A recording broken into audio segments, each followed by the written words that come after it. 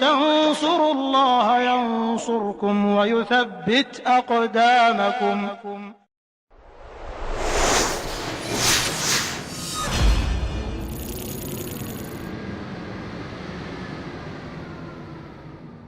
Pada kesempatan kali ini kita akan membahas tentang pahlawan Islam yang terhebat, yaitu Khalid ibn Walid ibn Mughirah al-Makhzumi radhiyallahu taala anhu.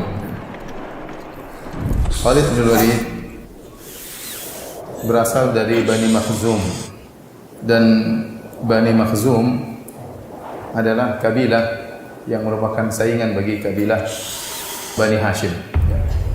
Quraisy di bawahnya ada kabilah-kabilah kecil.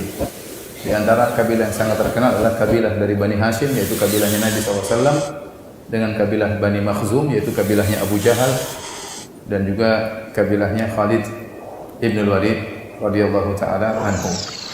Bapak daripada Khalid ibn Walid adalah Al-Walid ibn Mughirah, yang merupakan salah satu gonggongnya orang-orang kafir Quraisy, dan dia adalah orang terdepan dari Bani Makhzum.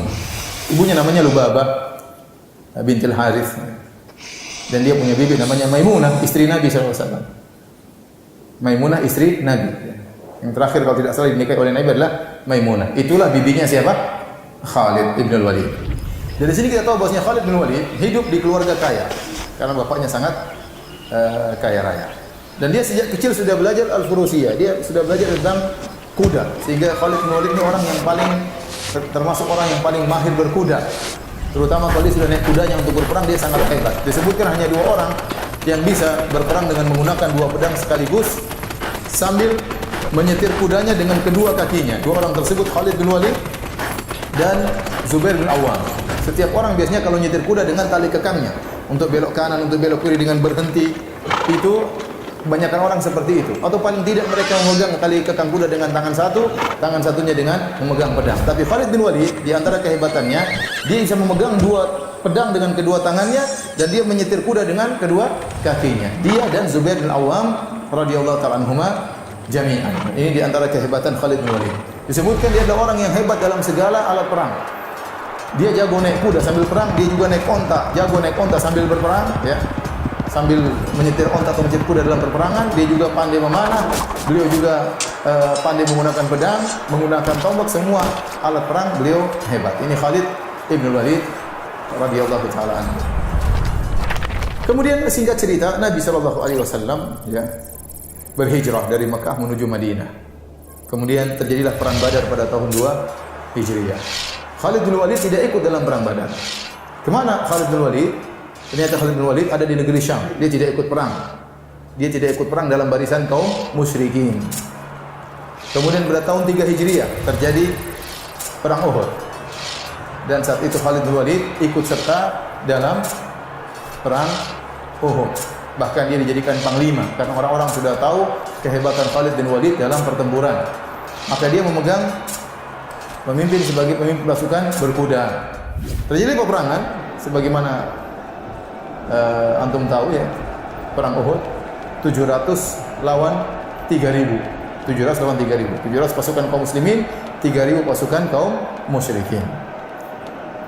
Kemudian secara singkat waktu itu Nabi SAW meletakkan pasukan di bawah 650 dan 50 orang di atas suatu bukit kecil namanya Jabal Rumat yang sering dinaiki oleh jemaah haji, bukit kecil.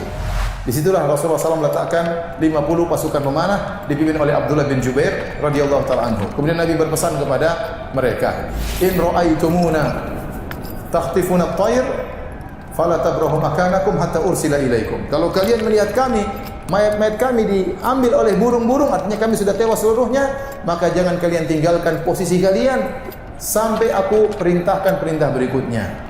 Kemudian wa in ra'aitumuna hazamna al-aduwa wa ata'nahum fala tabrahu makanakum hatta ursila ilaikum. Kalau kalian sebaliknya melihat kami menang, kami sudah kalahkan musuh-musuh, maka jangan turun dari tempat kalian sampai aku perintahkan dengan perintah berikutnya.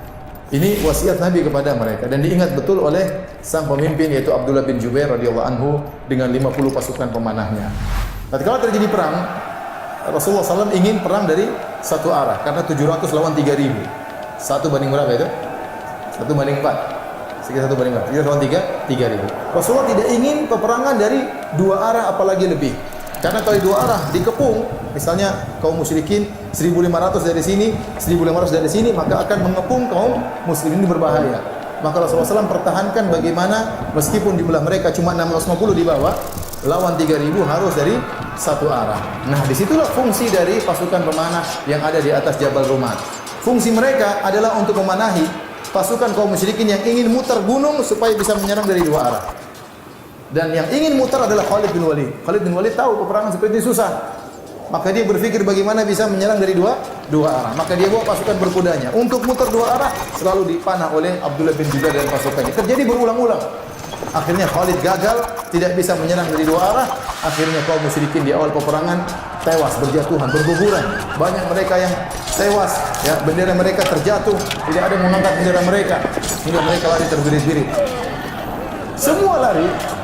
Semua pasukan lari, di antara yang tidak lari dan tenang menghadapi kondisi adalah Khalid bin Walid. Disebutkan di antara sifat pemimpin yang jago, yaitu dia tidak terbawa dengan suasana. Tetap dia melihat kondisi mana yang memungkinkan atau yang tidak memungkinkan. Bukan hanya berani, bukan hanya nekat, tapi juga perhitungan. Baik, akhirnya waktu orang pada kabur, Khalid bin Walid tetap perhatikan kondisi peperangan. Dari kejauhan dia melihat. Ternyata tidak lama kemudian pasukan kaum muslimin yang ada di atas gunung turun. Mereka melanggar perintah Nabi SAW. Kenapa? Karena mereka melihat pasukan yang dibawa sudah mengumpulkan ghanimah. Kata mereka, kita ikut saudara-saudara kita ambil ghanimah. Maka pimpinan mereka, Abdullah bin Jubair radhiyallahu anhu, mengingatkan, bukankah Rasulullah SAW sudah mewasiatkan kita tidak boleh turun? Kata mereka, perang sudah selesai, kita turun. Mereka berisyihad tidak pada tempatnya. Kata Nabi, jangan turun sampai aku kirim putusan, perintah berikutnya. Akhirnya mereka turun, 40 turun, tinggal 10 orang di atas. Begitu tinggal 10 orang di atas, Khalid segera balik. Khalid tidak kabur, dia tetap bertahan. Dilihat dari kejauhan.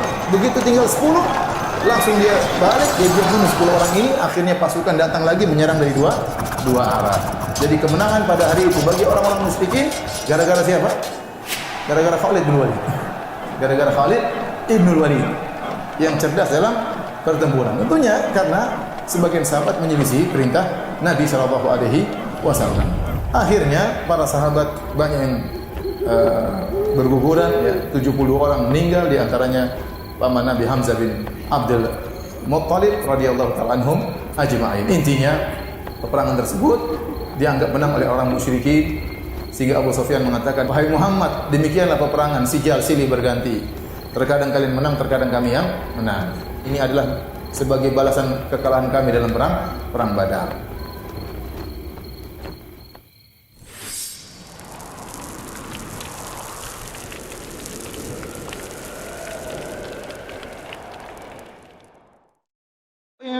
تنصروا الله ينصركم ويثبت أقدامكم